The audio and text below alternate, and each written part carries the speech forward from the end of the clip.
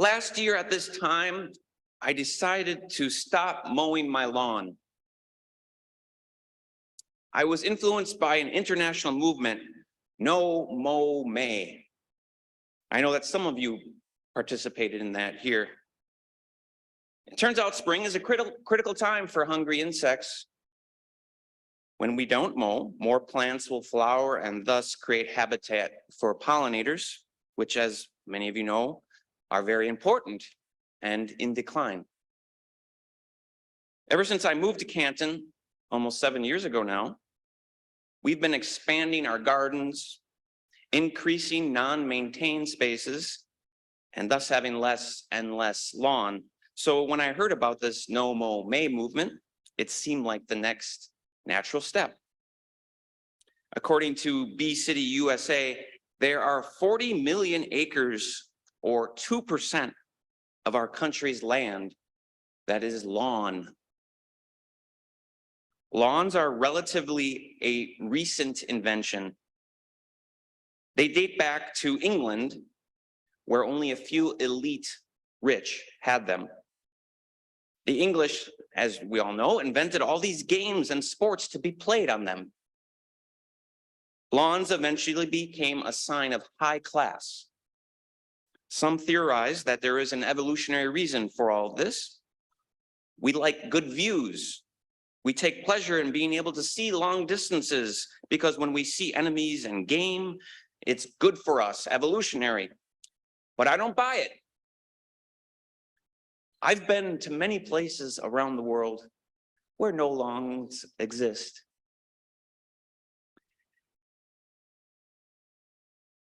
Having spaces that are irrigated, fertilized, and trimmed with fossil-fueled machines that do not produce food is, in my opinion, a waste of resources. The grass we have on our lawns is not native. The aesthetic goal is a monoculture that provides little habitat for life. Grass does hold soil and is great for playing badminton on. If having a lawn makes you more likely to exercise and have social events, then I guess lawns are a good thing. And I invite you to be aware of businesses out there that get you to buy herbicides that kill all the species except for the ones you want. And then the same company will then sell you fertilizer. But if you just left it alone, there are naturally occurring nitrate fixers like clover would grow and you wouldn't need fertilizer. So the environmental arguments for not having a lawn are pretty convincing, but still we have inherited these big patches of green spaces. So No Mow May is giving back in a small way. It may feel a bit transgressive because our culture says we need lawns and big, beautiful green ones. And what will our neighbors think? If you just can't bring yourself to for a No Mow May lawn, you can grow the lawn longer, reduce the frequency of cutting, plant native species in its place, and don't spray herbicides. It's a small way to give back and come and on Earth for Earth Day. So anyways, I didn't cut my lawn for over a month. I convinced my next door neighbor to join me. Things grew long and wild. The elegant Queen Anne's lace poked through. Numerous people who walked by complimented me. It all looked rather magical. I was thinking I may never have to mow my lawn again. Then I got a call from the village code enforcer, who, by the way, is a member of this church. When the village does allow some spaces to grow as long as it's trimmed on the perimeter, but village code explicitly states that grass can't be taller than 10 inches. The penalty is a fine not exceeding $100 or by imprisonment for a term of 15 days. Can you imagine being imprisoned for not mowing your lawn? This all really hurt because it felt like me and my family were doing the reciprocal thing. We were giving back. It felt like I was actually putting religion into practice. I found out that the only reason the village code enforcer got involved is because of the neighbor across the street called to complain about my beautiful rewilding creation. I confronted that neighbor, who I'm very friendly with. She didn't like the fact, above all, that we were cultivating milkweed. There are plenty of places for milkweed to grow outside the village, she said. She thought milkweed was, well, a weed, and that it was ugly. I told her that milkweed was important for the survival of monarch butterflies. She didn't seem to care. Who doesn't like butterflies? So I told my neighbor, beauty is pretty subjective, you know. I think your short, manicured, bright green lawn is ugly. Your non-native perennials hanging from baskets are ugly. After all, the most beautiful flower arrangement I have ever seen was a natural one. A spring bloom on an old volcano in New Mexico. Colors everywhere, speaking their random brightness. I spoke with several elected village officials, and they told me that the lawn code is seldom enforced, and for it to change, though, is really a big deal.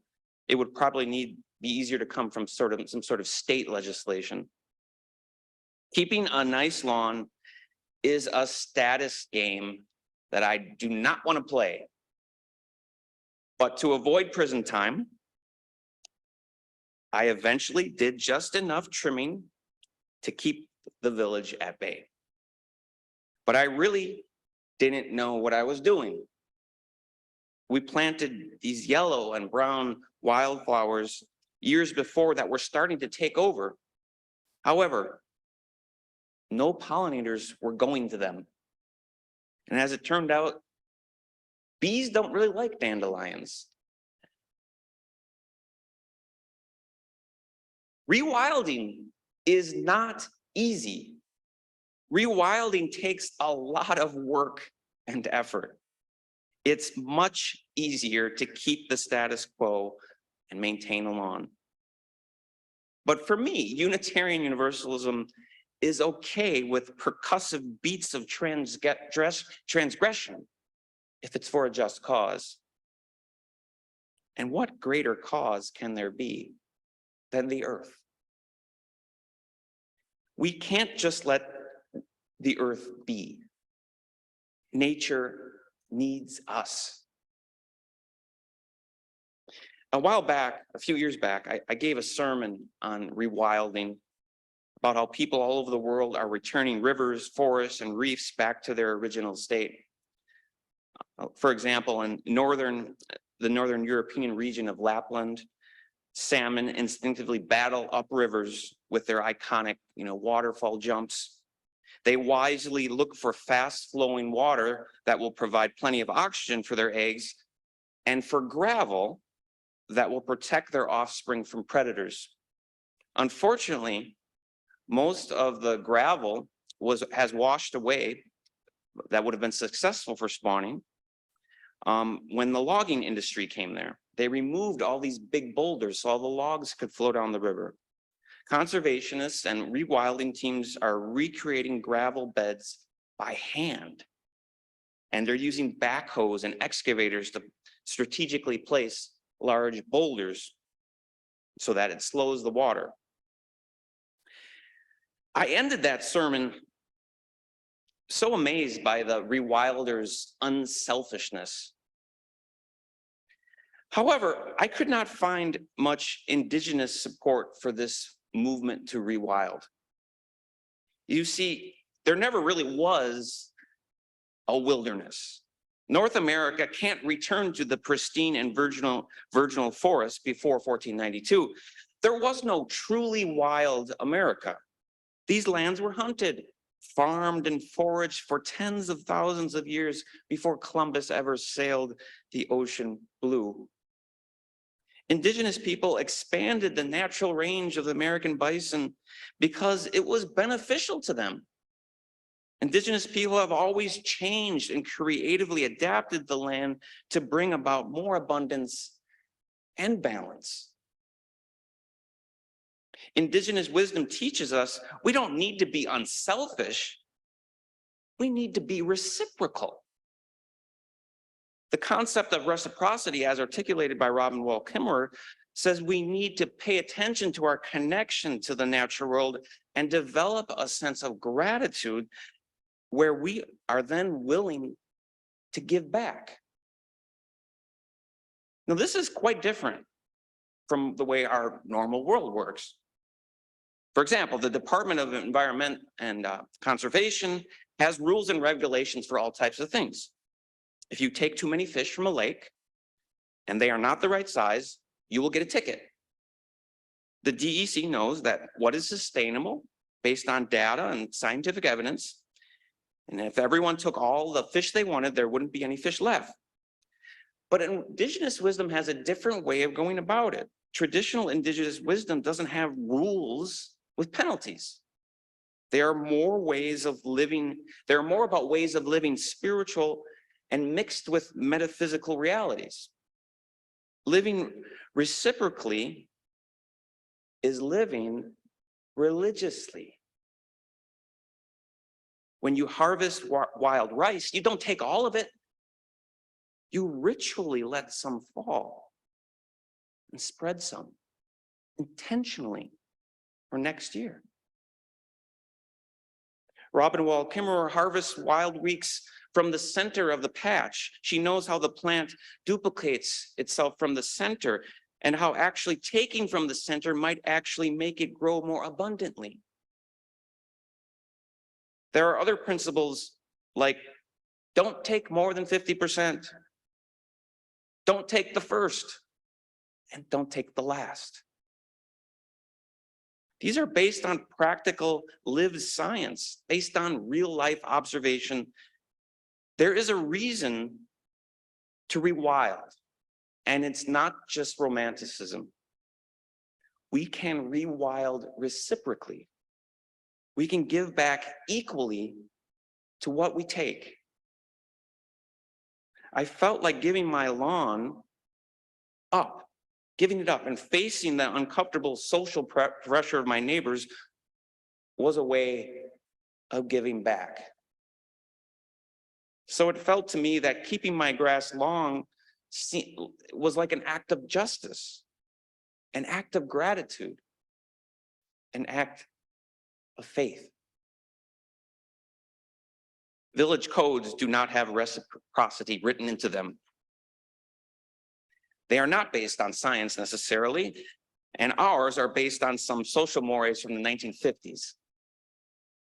Grass is not necessarily good.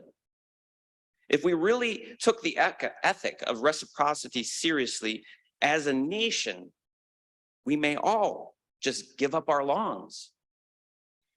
We could expand our pollinator garden here to cover the whole property and stop mowing. Why not give the lawn back? Why not give it back to the earth? Why not give it back to the busy pollinators? Give it back to where we came from.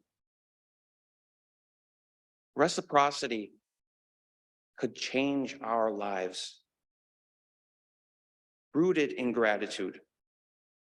What is your Earth Day gift?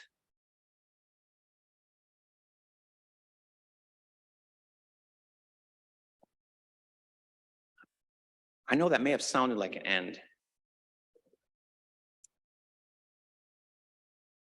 but it is Earth Day Sunday, and I had this conversation with my son, Miles. He kind of asked me, Jews have Passover.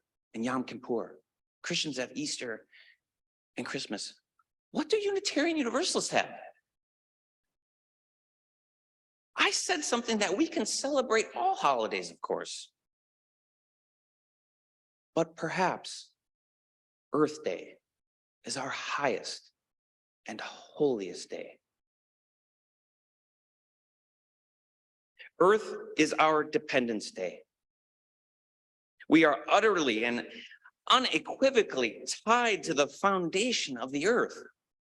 Our lives depend on its health, on its abundance.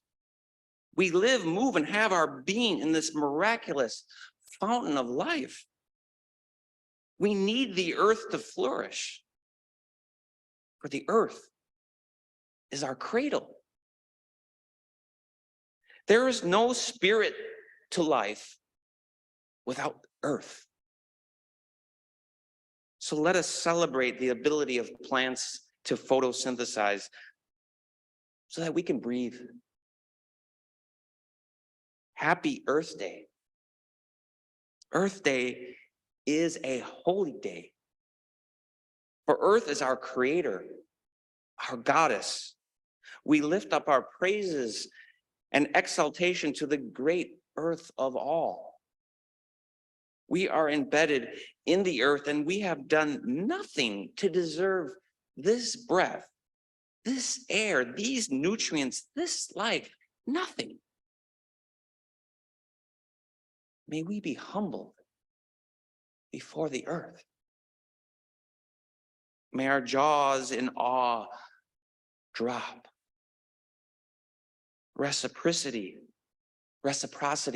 rewilds our souls. We carry with us many gifts which our desperate earth needs. We can only truly rewild ourselves when we feel our earth dependence and have gratitude for it. How old lettuce and the spiky parts of the pineapple are discarded in the corner of the yard, and years later, a dozen wheelbarrows of rich hummus feed this year's tomatoes and squash. Oh, earth, we love the earth. May we fall in love with it. As we roll down a hill into the all, when we look at the long lake corridor, let's fall in awe. When we see the great white pines, the unique Adirondack rock bulging forth, the curve of its hills, let's all fall in awe. When we see the earth, fall in love with it and celebrate by giving back. Can't you see what the earth has done and how we will go back into it, into the murky ground? It's our earth here before us, and our earth here will be after us. Let us live in a way that the earth will be grateful for us. Thanks be to the earth.